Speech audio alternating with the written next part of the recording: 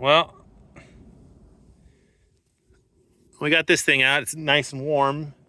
So we got 4430. I had that tractor down here too. And yeah, we had all sorts of projects going at once here. But one thing I did this winter, one warm day, is I took the master cylinder off of this thing. Last spring, it sprung a leak on me. And basically what this does is it directs oil evenly so it lifts straight, so one side doesn't go up higher than the other. It goes up evenly. And this one sprung a leak, and all the oil that was supposed to go over to that side was squirting in the air. So I had taken that off. This, took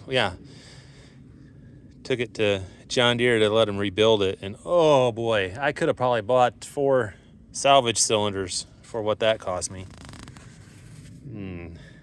I still got a couple bolts to tighten up yet, but it wasn't that hard to get in there or take off. But I used a cherry picker to put it back in there, and I just used the floor jack to take it out. But yeah, that was expensive. I had a heck of a time getting the cylinders, getting everything. God, it still wanted to lift crookeder than shit. I don't know why. This one, it's got a bleeder on the top of the cylinders. See that little stem sticking out of the top? Well, there's supposed to be one on this one, but you see what happened there. It's not there.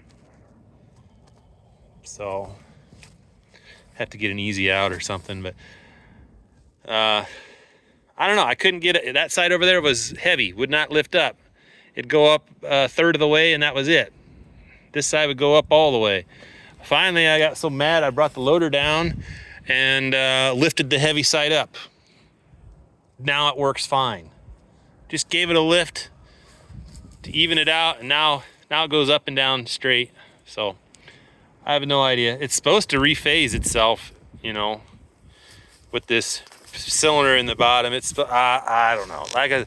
This is somebody's cobbled project, and I'm just happen to be the one that has to use it. It does a good job, but there's just some things that could have been done better on it. It was an 8-row at one time, and the guy chopped it off. I don't know why he didn't do a 4-row. Well, I tell you why he didn't do a 4-row. Why he didn't use a 4-row planter. He used an 8-row because he wanted to use a 7x7 bar. So that's why he did that. Now, I wish he would have used a 6-row. Narrow. Conservation. That would have been better, but those are 7x7 bars too. But anyway, then on the back end, what he did is he originally just put 3 rows on and made a splitter. Just had 3 rows in the back, so it was a 7-row. And then this guy's a toolbar stretcher, and I'll show you right here.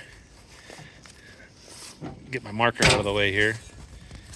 He had a little extra toolbar, so he laid a big fat Caterpillar on here. I mean, that thing's got some height to it. And put a diamond plate on the back. And yeah, that'll never break. Did that on the front too. Put nice. Actually, I haven't had a bit of trouble with that. He did that on both sides. He welded on some extra toolbar, and I haven't had any trouble with that, really. That's not been an issue, so. And I've hit some holes with it, and really was abusive with it, and it hasn't failed me. His original idea was to be able to use this as a corn planter. And so the way this is together, he's got this, and it's bolted together here. Well, there's a pipe that runs inside, so it's fished all the way in there, up there to the front. So it's double walled in there. And then when he wanted to just plant corn, he'd take that bolt out and just pull these back units off. And then when he'd want to plant beans, he'd finagle around and get this jockeyed around and try to get that lined up again and slide everything back together. He said he did that once. he did that once, and it was such a pain in the butt. He never going to do that again. So he got it together and left it, never took it apart again. So all his fancy, he could have made it a lot simpler, but whatever. So anyway, that's the scoop. We're going to be putting some new junk on here to make it a little bit newer piece of junk, but I got some V's to put on and some new tail wheel assembly garbage. Some of these wheels are so cockeyed. I don't know if the unit is bent, but I have a real hard time getting getting them to close the trench. Like one tire might be running in the trench. And they got these like this middle row. Look at this. I got those eccentric bushings on both sides of this one to try to get it to track in the trench. And I don't know.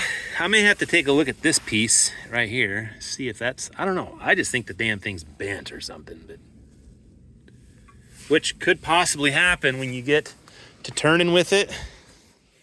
These tail wheels stick out here a long ways, so maybe they would get bent, but geez, you would think that would happen on just about every planter. I don't know. I know you don't want to turn with it in the ground because the next thing you know is these bearings and these wheels go out. Then you got one that's not turning.